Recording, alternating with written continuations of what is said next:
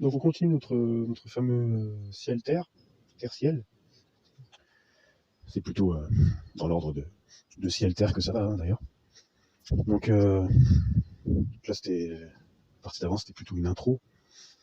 Là, cette partie, je vais peut-être moins prendre de passage. Je vais juste faire un rappel de la première de l'intro et voilà, vous donner quelques questions qui vont vous donner de la méditation à méditer. Donc on a vu déjà que donc les Écritures en fait nous témoignent qu'il y a deux mondes. Enfin, il y a deux réalités, tu vois. Donc il y a les cieux et la terre. En fait, quand on dit ciel, terre, en fait, on devrait dire, je pense mettre le titre plutôt les cieux et la terre. C'est mieux parce qu'il faut respecter aussi les vrais termes.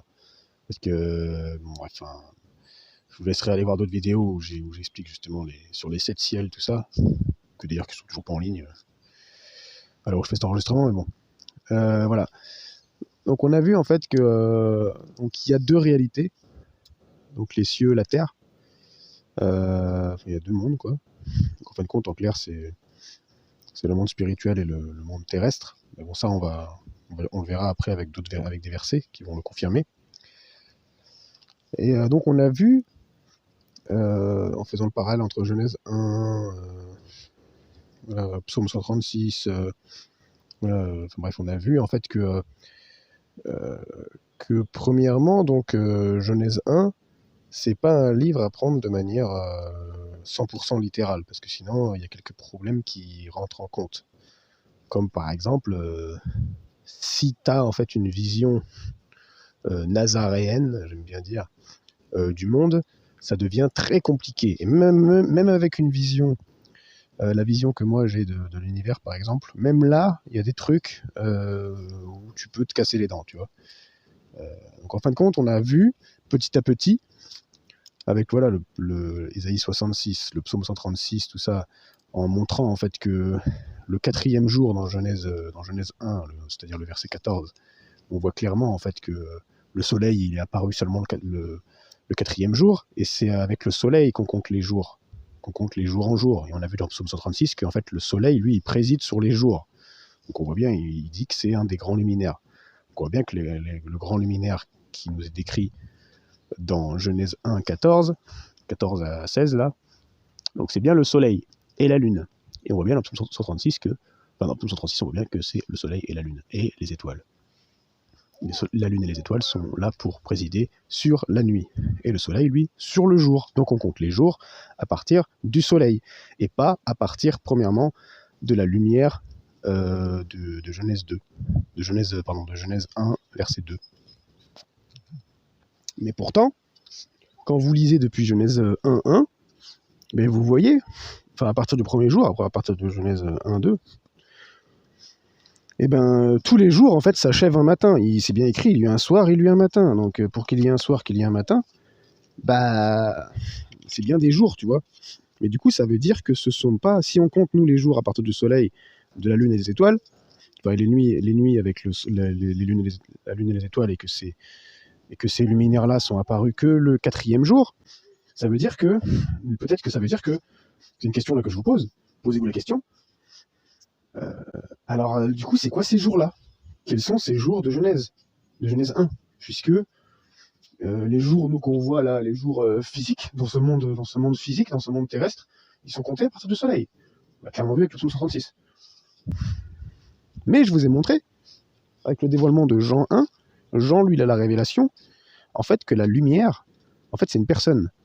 Et qu'elle est venue parmi les siens, elle a marché même, c'est halak en hébreu, c'est le même verbe qu'on retrouve dans Genèse 3, quand il y a l'Éternel qui parcourait le jardin, c'est le même mot là, halak en hébreu. Donc on a vu clairement que cette lumière c'est une personne, et que cette personne en fin de compte c'est Jésus-Christ. Voilà. Donc en fait au final, ce qu'on verra, ce qu'on a vu aussi, en fait, ce qu'on a touché déjà, c'est qu'en fin de compte, la Bible, en fait, enfin en tout cas, là déjà, bon, Genèse, on le sait en fait normalement avec ce peu d'informations-là, on a déjà un indice sur le fait que Genèse nous parle peut-être, très probablement, de la personne de Jésus-Christ et de ce qu'il a fait, en fait, de son évangile. C'est-à-dire sa bonne nouvelle. Et donc, en fin de compte, vous allez voir que tout va revenir, tout va tourner autour de cette personne, de ce fameux Jésus-Christ, ce fameux Jésus de Nazareth, Jésus le Christ. Je vous laisse aller voir d'autres vidéos où j'explique très bien qu'est-ce que le Christ, c'est quoi ça la signification du Christ, parce que bon, il y en a, ils disent Jésus le Christ, ils disent ouais, Christ en toi, tout ça, mais ils savent même pas ce que ça veut dire le Christ. Voilà. Je sais pas pourquoi il s'appelait Jésus, pourquoi on l'a appelé Jésus le Christ, alors que déjà il était même pas né à Nazareth, on l'appelait aussi Jésus de Nazareth, mais pourquoi il est né à Bethléem, on l'appelle pas Jésus de Bethléem, enfin bref. Ça c'est encore autre chose. Mais en tout cas, ce qu'il faut bien comprendre, c'est que pour comprendre les profondeurs de Genèse 1, eh bien, il faut comprendre, il faut en fait, il faut aller, regarde à Jésus-Christ, en fait, tout simplement. Regarde au Christ, tu vois. Parce qu'il est caché, en fait, derrière Genèse 1.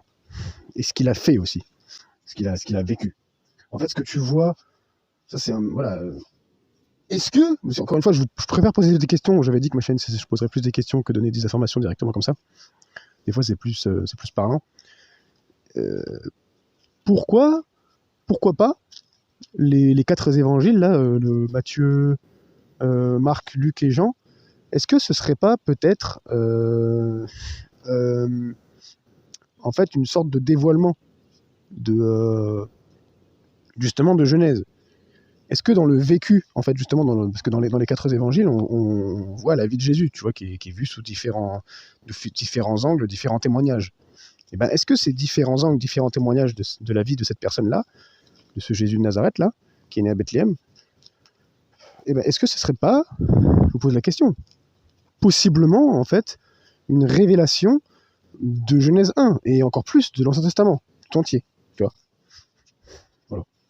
En sachant que, bon, là, on va basculer directement au soi-disant dernier livre de la Bible, qui, en fait, chronologiquement, c'est pas, bref, c'est pas le dernier, ils l'ont placé là parce que, donc c'est Apocalypse, ils l'ont placé là parce que c'est le seul livre, entre guillemets, prophétique, enfin, dit comme prophétique, par les institutions du Nouveau Testament, donc Apocalypse 19-10, il y a un ange qui parle à Jean, justement, il lui dit en fait, il lui dit garde, il lui dit en gros que le témoignage de Jésus, c'est l'esprit de la prophétie. Donc ça voudrait dire que l'esprit des prophètes, de la prophétie, il lui dit, c'est le témoignage de Jésus. Donc voilà.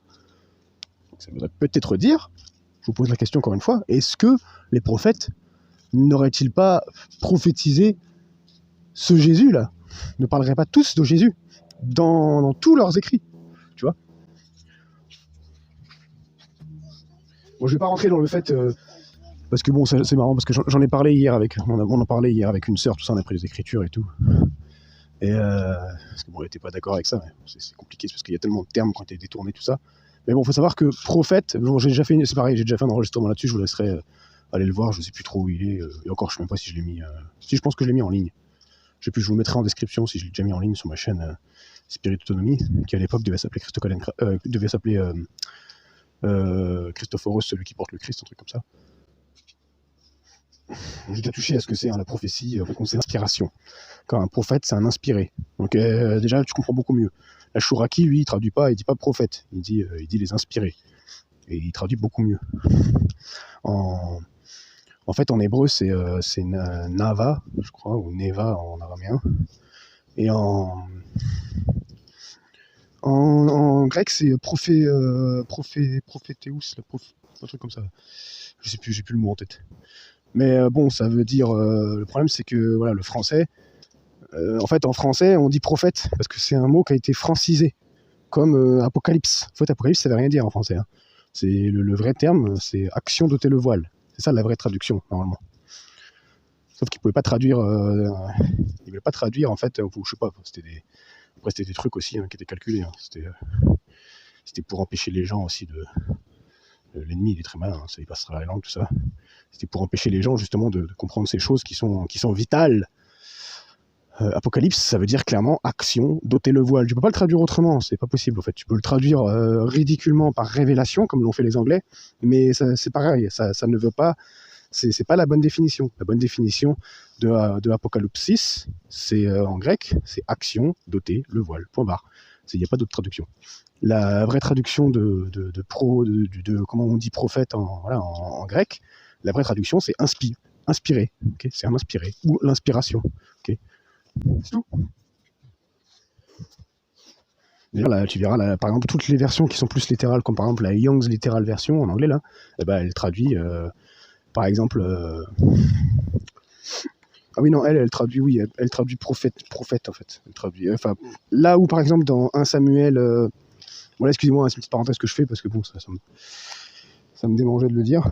Dans 1 Samuel 18-10, quand c'est dit, en fait, que Saül était dans sa maison, là, qu'il y a un mauvais esprit venant de Dieu. Alors bon, là encore une fois c'est encore autre chose ça, mais c'est pas le Dieu le Père ça. C'est un Dieu. En fait bref, c'est pas le Dieu. C'est un Elohim quoi si tu veux. Dans l'hébreu c'est un Elohim. C'est pas le Dieu le Père, le Elohai. Donc il dit en fait qu'il avait des accès de délire. Dans certaines traductions c'est dit en fait qu'il avait des accès de délire. Ils ont mis ça parce que je pense qu'ils ont eu du mal dans leur conception, les auteurs, à traduire directement la vraie pensée qu'il était inspiré, en fait, ou qu'il prophétisait, tu vois. Mais les vraies traductions les plus littérales, comme par exemple comme la NBS, la Nouvelle Bible Seconde, qui est vraiment très bien, c'est une des meilleures Bibles, je trouve, elle traduit il faisait le prophète. C'est écrit un truc comme ça. Alors, je vais vous le lire. Il se mit à faire le prophète, c'est dit. Il y a d'autres versions qui disent qu'il était exalté, etc. Enfin bref, juste pour dire qu'en fin de compte, si les mots ont été à ce point-là détournés, c'est parce qu'en fin de compte, il y a un langage spirituel qu'il faut comprendre. C'est parce qu'en fin de compte, peut-être que, posez-vous la question, est-ce qu'il n'y aurait pas un langage spirituel, en fait un langage divin, justement caché derrière les écritures bibliques, et qu'on a peut-être voulu nous cacher, en fin de compte. Et quand en fait vous vous mettez à vivre justement le Christ en vous au quotidien et que ça colle pas bizarrement avec certaines traductions, bah regardez dans d'autres traductions pour voir si ça colle et regardez dans les Strong ou alors regardez carrément dans des versions dites originales, tu vois. Allez voir sur le site que j'ai partagé, moi j'ai pas eu beaucoup de vues d'ailleurs sur cette vidéo, c'est dommage, sur Step Bible. Pour moi c'est vraiment le meilleur site pour consulter. Là t'as la Septante dedans, après, bien sûr, il faudra des petites notions de grec et surtout d'anglais pour bien comprendre ce site. Mais maintenant, voilà, il y a beaucoup de gens qui parlent anglais. Enfin, c'est pas très compliqué. En plus, maintenant, tu as Google Traduction et tout. Enfin, tu peux, si tu as vraiment envie de chercher, tu peux faire des recherches très très approfondies avec ce site-là. Step Bible, voilà, c'est pas UMC TV, quoi, avec leurs 5 versions de Bible et leur Strong tout pourri. Non, c'est pas. Parce qu'il faut savoir que les Strong aussi changent. Hein. Moi, je l'ai vu en fonction des sites, ils n'ont pas exactement les mêmes Strong. Ils vont pas mettre exactement la traduction. Voilà, bref, ça change quoi. Mais bon, en fait, voilà, posez-vous la question, est-ce qu'il n'y aurait pas une sorte de langage divin caché dans les Écritures? Et en fait, ce langage divin nous révélerait peut-être aussi la personne de Jésus-Christ. Voilà. Parce que je rappelle, le Saint-Esprit, c'est quand même l'Esprit de Dieu dans lequel il est venu s'incarner dans la personne de Christ, tu vois. Donc voilà, en tout cas, c'était juste une deuxième partie, plus, on est moins rentré dans les Écritures. Bon, c'était plus pour donner matière à réflexion. Donc voilà, je rappelle, il y a vraiment deux réalités, tu vois, deux grandes réalités. Et donc les cieux, la terre. Et comme on l'a vu dans Ésaïe 66, hein, le ciel est mon trône, la terre mon marchepied. Donc je rappelle, hein, Dieu, il n'a pas... on le voit pas hein, quand on lève la tête vers les nuages, il n'est pas là, ou même certains soi-disant sont allés dans l'espace. Hein. Moi, j'y crois pas à l'espace. Voilà, les fusées, je sais pas quoi. Bref, ils sont pas croisés Dieu en route. Et tu vois pas un gros pied géant quelque part sur la Terre. Donc voilà, donc on va continuer après. Donc quand je serai posé dans ma voiture un jour où je serai au travail, bref. comme j'ai fait l'autre jour, tranquillou, ou à mon bureau, je sais pas quand j'aurai un bureau. On va continuer tranquille. On va reprendre des passages pour montrer par exemple que les jours dans Genèse 1, ben, vous verrez que voilà, il y a un langage derrière, c'est spirituellement, c'est pas. Voilà, c'est une révélation en fait, ce sont des révélations. Et vous allez voir que tout est lié à la personne de Jésus-Christ. Donc voilà, merci de m'avoir écouté. Et soyez encouragés, fortifiés. À la prochaine.